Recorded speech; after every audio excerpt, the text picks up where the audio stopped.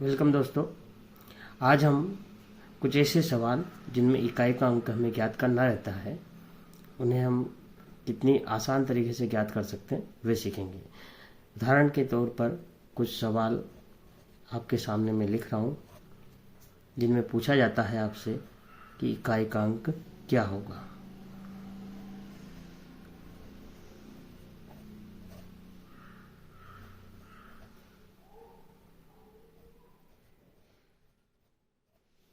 तो दोस्तों, ये कुछ सवाल है जिनमें आपसे पूछा जाता है कि इकाई का अंक क्या होगा। जनरली आप आसानी से किसी भी संख्याओं के इकाई का अंक बता सकते हैं, लेकिन इन सवालों में इकाई का अंक क्या होगा, इनको कैसे ज्ञात करें, आइए हम सीखते हैं।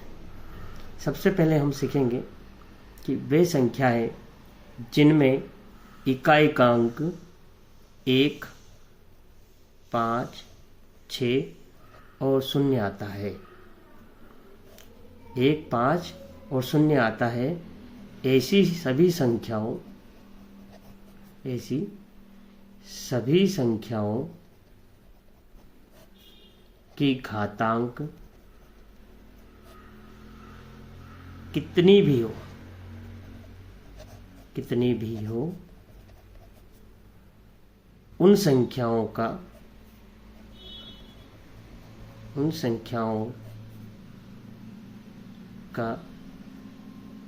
परिणामी संख्या में इकाई का अंक 1, 5, 6 और 0 प्राप्त होता है।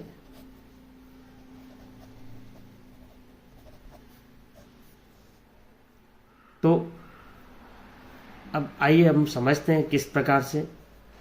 तो आगे हम बढ़ते हैं। जैसे आपके पास एक संख्या दे रखी है 451 टू द पावर 45, 451 की घात 45। अब इस संख्या को हल करने पर जो भी संख्या प्राप्त होगी उसमें इकाई का अंक आपका 1 ही होगा। इकाई का अंक क्या होगा? 1 होगा। इसी प्रकार 55 की घात 56, इससे जो संख्या प्राप्त होगी उस संख्या का इकाई का अंक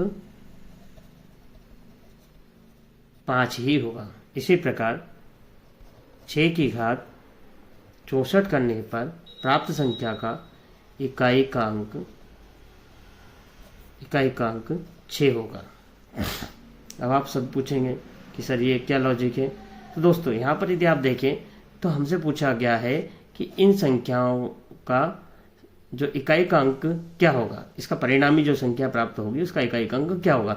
तो हमें सिर्फ यहाँ पर मतलब है इकाई के अंक से, दहाई एवं सैकड़ा के जो अंक है उनसे हमें कोई मतलब नहीं है।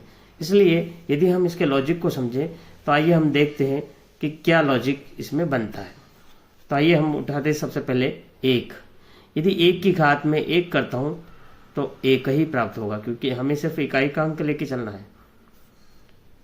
फिर 1 की घात 2 करने पर भी 1 ही प्राप्त होता है, और 1 की घात 3 करने पर भी प्राप्त संख्या में इकाई का अंक 1 ही होगा। इसी प्रकार 1 की घात n, मतलब 1 की घात कितनी भी कर दो, प्राप्त संख्या जो भी इसमें इकाई का अंक 1 ही होगा। आइए आगे हम देखते हैं। यदि किसी संख्या में इकाई का अंक 5 है, उसकी घात में 1 करता हूं तो वही संख्या प्राप्त हो, इसमें इकाई का अंक 5 होगा। 5 की घात 2 करने पर 25 हो जाएगा, इसमें इकाई का अंक आपका 5 होगा। इसी प्रकार 5 की घात 3 करेंगे तो 125, इसमें इकाई का अंक 5 होगा। और 5 की घात n, इसमें भी जो संख्या प्राप्त होगी उसमें इकाई का अंक 5 ही प्राप्त होता है। इसी प्रकार 6 की घात 1 में 6, 6 की घात 2 में 36, यहाँ पर 6 की घात 3 करेंगे तो 216, इसमें इकाई का अंक 6 है। और 6 की घात n भी करेंगे तो कितनी भी हो जाए, लास्ट में जो इकाई का अंक जो होगा वह 6 ही प्राप्त होगा। इस प्रकार से हमने सीखा कि यदि किसी संख्या में इकाई का अंक 1, 5, 6 और हाँ साथ साथ शून्य यदि आता है तो प्राप्त संख्या में इकाई का अंक शून्य ही प्राप्त होता है। तो इस प्रकार आपने ये सीखा कि यदि किसी संख्या में इकाई का अंक 1, 5, 6 और शून्य आता हो तो उनकी घातांक कितनी भी कर दें, प्राप्त संख्या में इकाई का अंक 1, 5, 6 और शून्य ही प्राप्त होता है। लेकिन अब सवाल आता है कि यदि सवाल हमारे पास दे दिया जाता है 3127 टू द पावर 173, तो ऐसी संख्या में को हल करने के लिए क्या करें। तो देखो, हमें इस सवाल में इकाई के अंक से मतलब 7 की घात 173 इकाई का अंक हमें प्राप्त करना है, तो हम सिर्फ इकाई का अंक लेकर ही चलेंगे। तो हम इसको ऐसा भी लिख सकते हैं 7 की घात 173। अब जनरली कुछ बच्चों द्वारा देखा गया है कि वो क्या करते हैं, इस 7 का गुणा 3 के साथ कर देते हैं और क्या करते हैं 7 गुणित 3 बराबर 21 और 1 बता देते हैं। जनरली इससे यह उत्तर गलत आता है। तो इसके लॉजिक को समझने के लिए हम चलते हैं, आइए इसके मेन लॉजिक पर। तो जैसे कि आपके पास कोई संख्या दे रखी हो, कौन कौन सी संख्या, एक तो 3, 7, 9, तो इनके लिए लॉजिक काम करेगा। तो आइए हम देखते हैं। सबसे पहले हम सीखते हैं 3 की घात 1 मीन्स 3 की घात 1 यदि हम करते हैं तो 3 प्राप्त होगा और 3 की घात 2 करेंगे तो 9 प्राप्त होगा। 3 की घात 3 करेंगे तो 27 प्राप्त होगा और 3 की घात 4 करेंगे तो 81 हो जाएगा। अब यदि आपके पास सवाल दिया है 3 की घात 12, तो क्या आप ऐसा इसको लिख सकते हैं? किस प्रकार से लिख सकते हैं?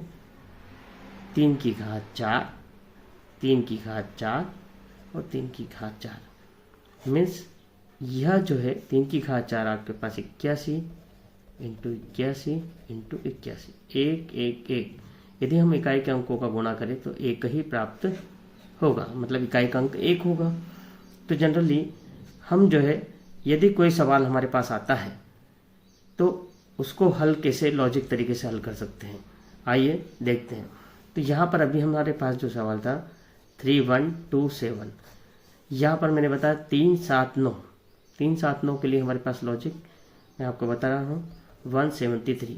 आपको करना क्या है कि आपको 173 में इसके इकाई का अंकों को 1 करना है। जैसे कैसे हो गया 3 की घात 4, इसी प्रकार 7 की घात 4 में भी इकाई का अंक 1 होगा और 9 की घात 4 में भी इकाई का अंक 1 ही प्राप्त होगा। तो हम क्या करेंगे, एक कॉमन जो है 4 हमने से हम इसमें भाग दे देते हैं। तो 4 चौको 16 और ये हो जाएगा 1 बचेगा, 4 3 12 बचेगा 1। ठीक है। तो यदि हम देखें इसके घातांकों को तोड़ के तो यह जो हो जाए, इसको हमने लिखा सबसे पहले 7 की घात 173, ये हम लिख चुके हैं। अब हम इसको लिख सकते हैं 7 की घात 4, 7 की घात 4 की घात 43 इंटू 7 की घात 1। इस तरह से हमने इसको ब्रेक कर दिया। तो यहाँ पर इस सवाल में अब यदि हम इसको हल करें तो चूंकि अपन हम जानते हैं कि इसमें इकाई का अंक 1 हो जाएगा, तो यहाँ पर जनरली आप 1 की घात 43 कर सकते हैं और ये 7 कर सकते हैं। तो यहाँ पर 1 और 7 का गुणा करेंगे तो आपका इकाई का अंक प्राप्त हो जाएगा 7। तो बहुत ही आसान तरीके से हम कर सकते हैं। सिंपली आपको जो भी घातांक दी रखी होती है उसमें 4 से भाग देना है। ठीक है। आइए आगे हम देखते हैं कि और कौन से सवाल ऐसे आ सकते हैं जिनको हम हल कर सकते हैं, देखते हैं। चलिए नेक्स्ट अगला इन्हीं सवालों में बेस्ड अगला सवाल हम सीखते हैं कि हमारे पास सवाल दिया है 1493 टू द पावर 120। अब इस सवाल में चूंकि हमें इकाई के अंक से मतलब है, मतलब 3 की घात 120। अब आप यदि 120 में भाग देते हैं 4 से, 4 3 12 0 जनरली 0, इस प्रकार से आपका आ जाएगा। तो हम इसको लिख सकते हैं 3 की घात 4 की घात 30। आपको मालूम है 3 की घात 4 होता है 81, 81 की घात 30 मतलब 1 की घात 30 मतलब आपका इकाइक अंक 1 ही प्राप्त होता है। आइए और देखते हैं सवाल।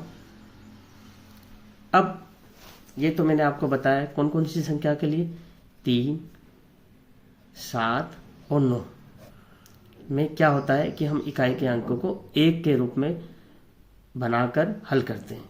लेकिन संख्या यदि हमारे पास आ जाती है इकाई के स्थान पर 2, 2, 4 और 8, तो उसमें क्या करेंगे। तो जनरली इसमें देखते हैं कि लॉजिक क्या लगता है। तो इसका लॉजिक सीखते हैं। हम सीखते हैं 2 की घात 1 जो होता है 2, 2 की घात 2 मतलब 4, 2 की घात 3 मतलब 8, 2 की घात 4 मतलब 16। यहाँ पर इकाई का अंक हो गया 16। सवाल आपके पास दिया जाता है 2 की घात 43। आप इसको कैसे हल करेंगे। तो जनरली हम क्या करेंगे, इसको लिखेंगे हमें 4 की घात 4 के रूप में इसको विभाजित करना है। तो 43 में 4 से भाग दे देते हैं, 4 दाम 40, 3 बचेगा। मीन्स इसको लिखेंगे 2 की घात 4 की घात 10 इंटू 2 की घात, जो शेषफल बचता है उसको घातांक के रूप में अलग कर देंगे।